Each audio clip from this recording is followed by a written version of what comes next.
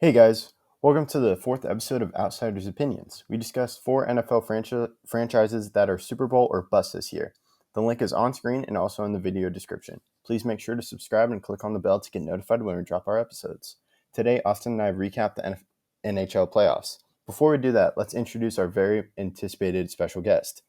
Now, he is the first ever special guest for the Outsiders Opinions channel. He says he watches all the Stars games except the ones he doesn't. He's a cool guy that likes watching hockey. So here is Josh. Hello, Josh. Hello, everybody. The first series we'll be starting with today is Knights versus Canucks, where Demko made 98 consecutive saves between Game 6 and Game 7. Yeah, he was a man amongst boys. The Canucks just couldn't get any offense against a pretty stout defensive team in the Knights, but Demko was the reason why that series went 7 and gave the Canucks a chance of really stealing one if Bezer would have got that goal that Leonard made an amazing save on. It was breathtaking to see a goaltender play that well when no one anticipated him to. Your thoughts, Josh? The Knights are a very good offensive team, in my opinion. Shea Theodore leading the team with 16 points. It's just amazing how he's been doing this postseason. Alex Tuck, he's also been doing so well ever since he started with the Knights back in 2017. Um, Leonard coming from the Blackhawks. Before that, the Islanders, where he had a breakout season with them. But all around, yeah, Leonard and Demko both had an amazing postseason. What do you think do you think the Canucks can be back next season? Because I think that they will learn like this from this experience and can make it into kind of a run because they have a lot of young players who I think can help the team Oh yeah, with the continue to offensive grow. core with Pedersen, Horvat. Oh yeah, they can definitely make it back next year. Definitely. Okay, Now, so what do you think of the Islanders versus Flyers series? I think the Islanders, no, not the Islanders, the Flyers just slipped up Game 7. They've been playing an amazing postseason. But the Islanders were just that commanding 4-0. It's just, you can't really do anything. It's Andy Green stepped up that game. I can't really say anything else about that game. It's just the Islanders are better. That's it. Yeah, it's more of like I always thought the Islanders were controlling the series even when it was 3-3 because the Islanders have won all the games that went in regulation, that ended in regulation. Oh yeah, Uh, all those games the Flyers won were within one goal. That was it. Well, it was also in overtime. All three goals were in overtime. So it just shows that the Islanders are the best defensive team left.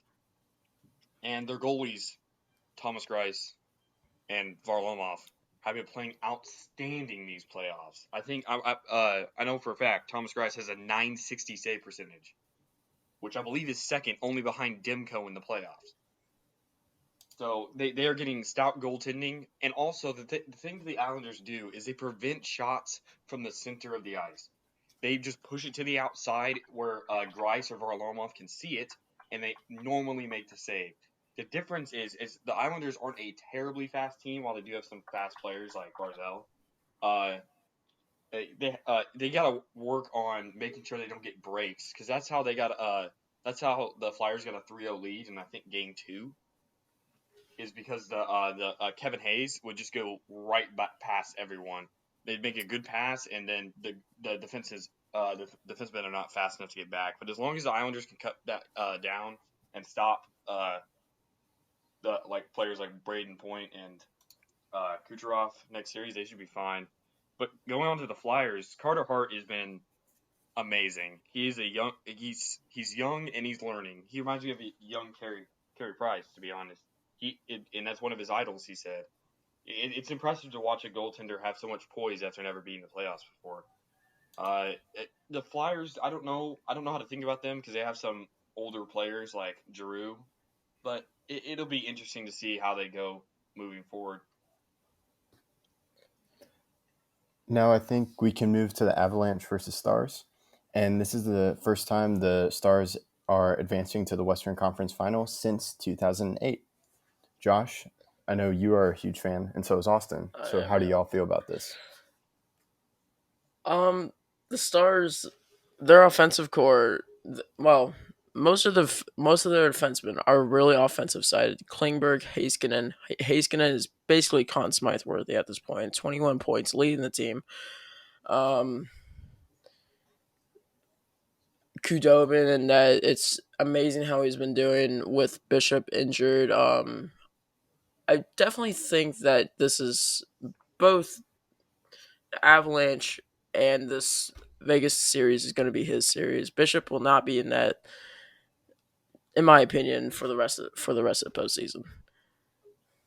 Yeah, it's. I mean, the last time they went to the Western Conference Finals, they lost in 6 to the Detroit Red Wings, who went on to win the Stanley Cup.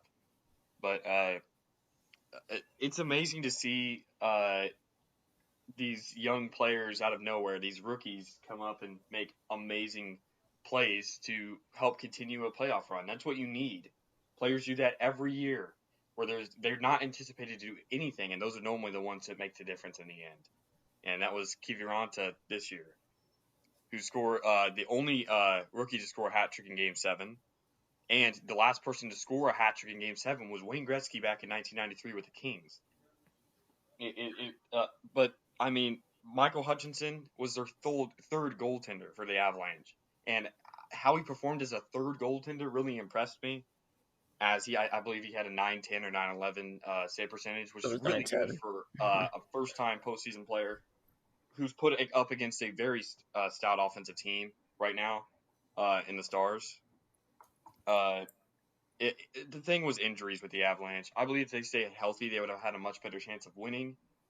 I don't know if Grubauer or Francouz would have made too big of a difference. Like I said, I thought Clutchinson, who I call Clutchinson, played well.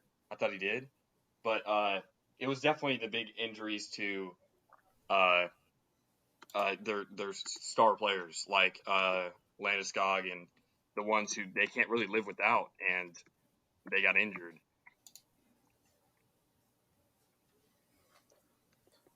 Yeah, and to focus on the Stars a little bit more, Miro Heiskanen has been playing exceptionally well, and this is only his second year in the NHL, correct? Correct. Yeah. Yes. That's why I'm saying he's Conn Smythe worthy. If not, it's either maybe Braden Point on the line in. It's It's 18. close. Braden Point has 18 points in 13 Yeah. games, but But he's gonna lead the way with 21 points as a defenseman. well, So I mean, on each team, the player who's probably going to win the Conn Smythe is either Shea Theodore for the Knights if they win the cup, Heiskanen if the Stars win, Bailey if the Islanders win. Bailey's been outstanding. He has 17 points in 16 games, but his I didn't passing know that. ability is so crisp.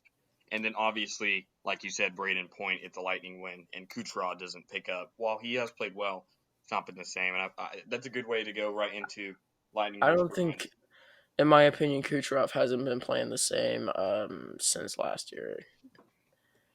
Yeah, I mean the Bruins, it's tough. Halak is not as good as I think Kudobin is, while Halak is a pretty good backup and is a capable starter for teams that do not have a capable starter. He's just not. He's not Tuca. Tuca was a Vesna. Was one of the Vesna finalists. We'll find out who wins. It probably should be Hellebuck, but if it could be Tuca. I mean, any of the three goaltenders of Vasilevsky also are all deserving, but it probably should be Hellebuck. As the Jets face multiple injuries, and the only reason why I believe that they got so far, or got such a good place in the round robin, is because of Hellebuck. My question to you, Austin: do you think Kudobin is Vesna worthy next year? He's no, because he's 34. Next year he'll be 35. It's going to be interesting because I don't believe the Stars play the best defensive game, and Kudobin struggled in some games during the playoffs, including Game 7 against the Avalanche, where he gave up 4 goals. It's hard for me to see him. It's hard for a lacking team in defense. Like you said, they don't have many defensive players on their team. All their defensemen think that offense is the best defense. That's what it is. Yeah. I mean, Sakura is a pretty. He's probably their best defenseman, including SL Lindell is probably up there too. And while Heiskanen and Klingberg aren't terrible on defense, they definitely prefer to be on the offensive side of the ice. Continuing with Lightning versus Bruins, I'm glad to see Chara returning. I would like him to go out with a Stanley Cup ring.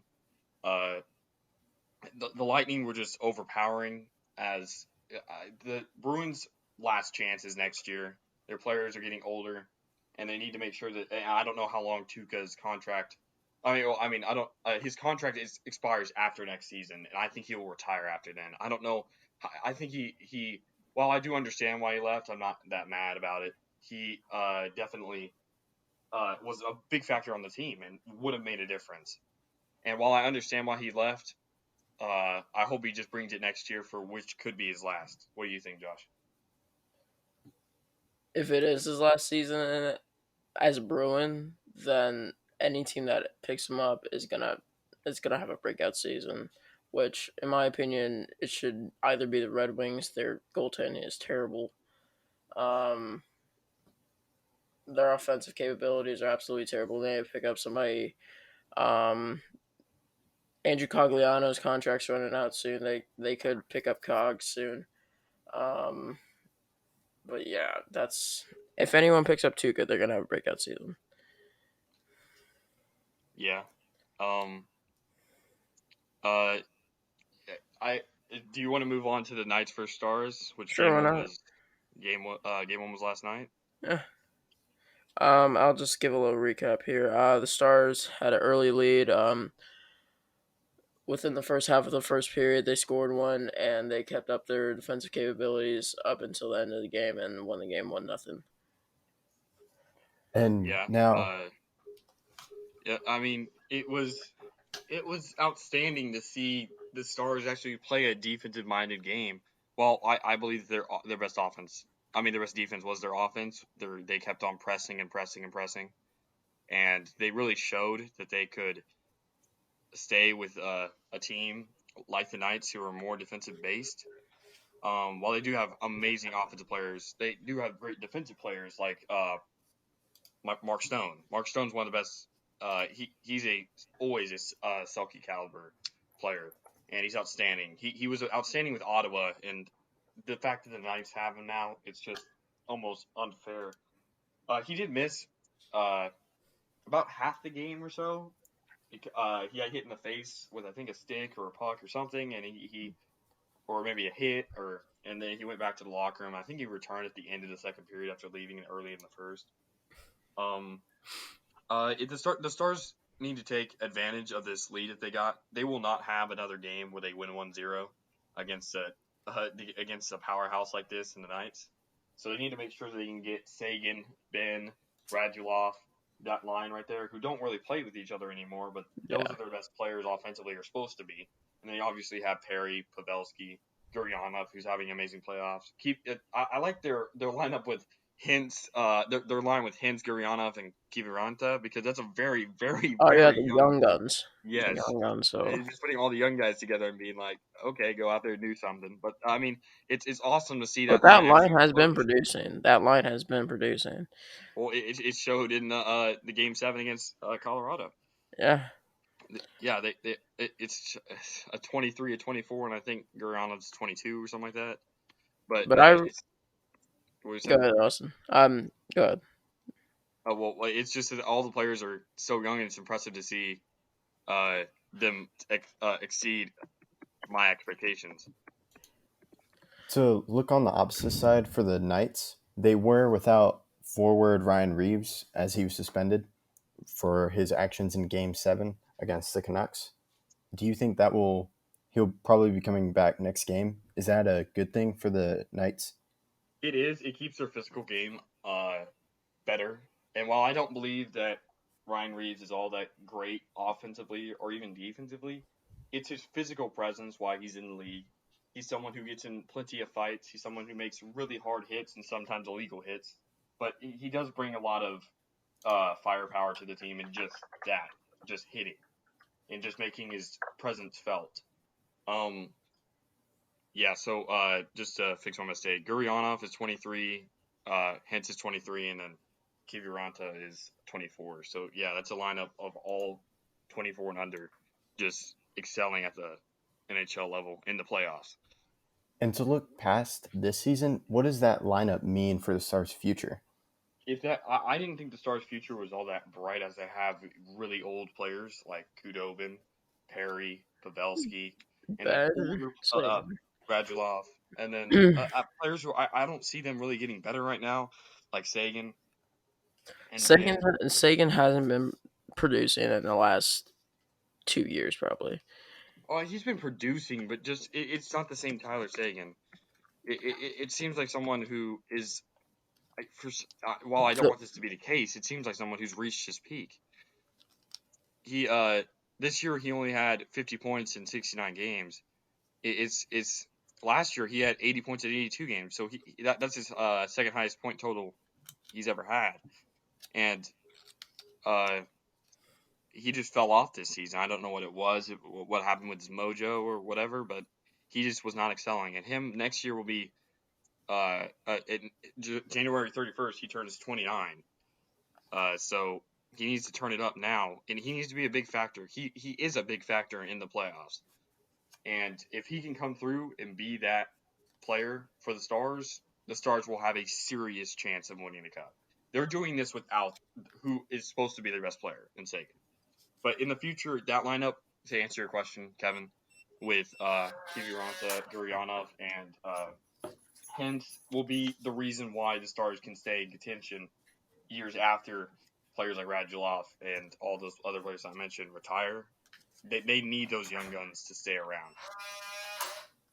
To move on to the conference finals between the Eastern Conference Finals between the Islanders and Lightning, what do you think, Josh? um, it's gonna be a good series. Islanders are a very good offensive team, and with two great goalies of Varlamov and Grice, they can definitely pull through here. But a really big factor is Stamkos not returning for the Lightning in the Eastern Conference Finals. How do you feel about that? I think the injury's a lot worse than we ever anticipated. I anticipated him to return before the playoffs even started. But he hasn't played since February, I think 26th or 25th. Yeah.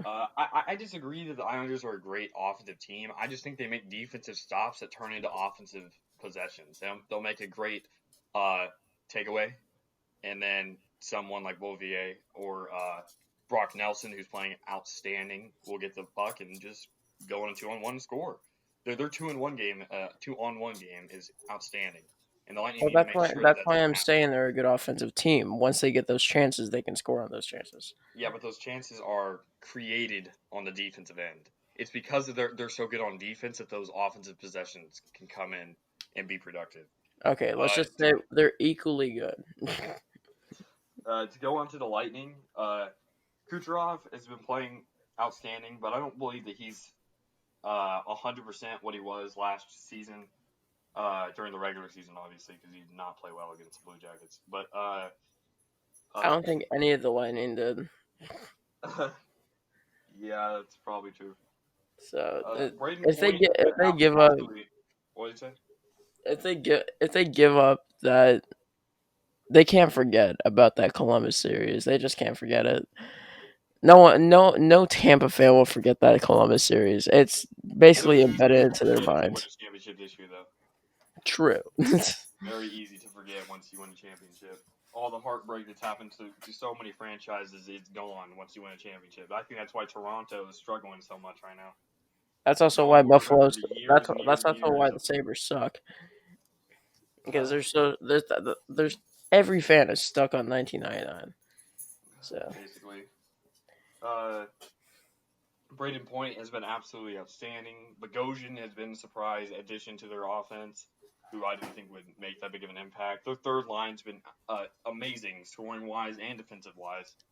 Uh, Hedman is Hedman, best defenseman in the league, and he's injured. So how he's doing this, he only has 9 points in 13 games he's played, but it's been nice to watch Hedman come back to this level. Uh, Vasilevsky's Vasilevsky, best goaltender in the league. consistently. The difference is the Islanders can take a break with one of their goaltenders. While I think Grice will start game one, uh, if there's ever a back-to-back or they just want to flip-flop every game, they can do that. They have the two goaltenders to do that. Lightning, on the other hand, do not. So if this becomes a long series, if Vasilevsky gets tired, I give the edge to the Islanders to win this series just because they have two good goaltenders versus one outstanding goaltender. And I would take the two good because, like I said, if Bassey gets tired, it's gonna be hard for him to move laterally or make those amazing saves like he does every night normally. Also, the Islanders play a very safe game. Anders Lee with only 13 minutes is leading their team in penalty minutes. They play a very safe game. On the other side, Lightning, they also play a very safe game with only 23 minutes and Blake Coleman. But if they play any more chippy, I don't see them winning. Yeah. What are your predictions, everyone, for the Stars versus Vegas and then the Islanders versus Lightning? I have the Stars winning in 7. That changes my prediction for what I had in my bracket. My bracket, I had this Western Conference Finals, and I had Vegas winning in 7. I think I'm going to change it to Stars winning in 7 because I see the Stars. Game 1 is so essential to winning a series. Most teams that win Game 1, including almost every 3 out of 4 teams in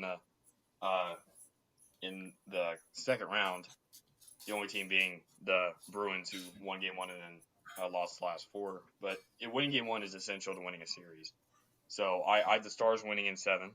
And then I have the Islanders winning in 6 because of that reason. I think Bassey will get tired towards the end, and when they have a doubleheader or they have back-to-back, it'll be hard for him to continue the great goaltending that he does. You guys, what are your opinions? Kevin, you want to go or should I go? Yeah, I'll take that. I would say Stars in 6. They were just playing really well.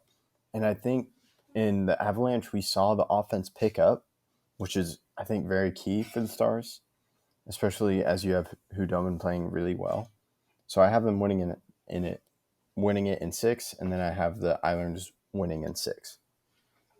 I have the Stars winning in 7, and I also have the Lightning winning in 7 also. So now, what would y'all's Stanley Cup? Who's winning the Stanley Cup in your minds? I actually have the Islanders winning in 7. I don't know if Kudobin can keep up the goaltending he's done, and if they bring Bishop in, he showed in the game against Avalanche that he can be shaky, or he could be last year's playoff Ben Bishop, who just couldn't get goal support. But I have the Islanders winning in 6 or 7. It's going to be tough, but I like the safe game that they play. They don't take all these hits that the Stars do. The Stars take so many penalties. And when you have players like Barzal, Beauvillier, and it's just hard for me to see the Stars continuing this success, especially with the fact that Sagan is not performing. If Sagan can get it going, I think the Stars will win the Cup. If he does not get it going, I think the Islanders win the Cup. That's the difference for me. If Sagan can get going, the Stars will win. If not, I have Islanders. Without Sagan, I just don't see how it's done. The Islanders have a great defensive core with Pollock and Pellick. I love saying those names right next to each other, and they're on the same defensive pairing, so it's amazing. Taze has been playing well. Green has been playing well. It's just everyone is doing their job, and also they have two goaltenders, like I said. So 6 or 7 games, I have the Islanders winning. So I have Stars versus the Lightning. I don't have Islanders. I'm gonna say non-biased to my Stars. I'm gonna say Stars in 6. Mostly because even though we take those penalties, our penalty kill is pretty good considering that we have Jamie Alexiak and Miro Heiskanen on almost every penalty kill we have, and Alexiak is very defensive minded. If we can get Alexiak out there more, we can definitely have a very good defensive game. All right, and then I just have one more question for y'all. For the Stars, they're in a very unique situation as at the beginning of the year, they had Monty being their coach, but then he was let go. And we've seen Rick Bowness lead this team to the Western Conference Finals. What are your thoughts on how he's managing the Stars? I'll start. Rick Bowness has done an outstanding job. However, I feel like it's a new face, but he definitely I thought he struggled in the second half of the Avalanche series, and it was just Kiviranta luck that they got past him. He kind of let up, I think, and so did the rest of the Stars during that series, and he cannot afford to do that. His message needs to be win tonight or worry about tomorrow later type. Uh, yeah, he's been outstanding, but he needs to make sure that he does not get ahead of himself. He's a coach who I believe can win a Stanley Cup with their team. He has a lot of experience as head coaching. He's coached some pretty good teams. It's just he needs to make sure that he can just make sure that he can stay content. The last team that he went to the conference finals with was Boston in 91-92, and he's only made it there once. So it just we'll see. In my opinion, Rick Bowness, before this entire COVID thing happened, he fell off the first half of March. The Stars were not a good team in March. They were not, and that goes for every season in March. Last season, I'm 95% sure they went on a very bad losing streak in March, and they just can't afford. They just can't afford those losing streaks. It's those wild card spots that they look for, but they don't want. Um, but as a playoff coach, he's definitely good. He coached very well against the Flames, and just like what you said, Austin, he let up when we had a 3-1 series lead. He just let up. He needs to have that mindset of win the game or else you guys suck. Okay, that's literally all I'm saying. So He needs to make sure that it just needs to make sure that it's one game at a time. He doesn't need to say yeah, that his team sucks, but he needs to no, make sure his that team sucks. he needs to No, make sure that he realizes that if you lose the game, you suck. And that's not putting a bad mindset to anything. I'm just saying if you suck, that's motivation to win the next game. All right. I think that concludes our episode. Thank you, Josh, so much for coming. We hope to have you back on, and hopefully the Stars can make it to the Stanley Cup final. Thank you for listening to this video. If you enjoyed it, give us a like. Also, thank you to our new subscribers. We appreciate all the love. Please be on the lookout for our next episode about which MLB teams are World Series or bust this season. Stay tuned if you would like to hear more of Outsiders' opinions. Thank you for choosing to listen to Outsiders' opinions on your Labor Day weekend. Thank you.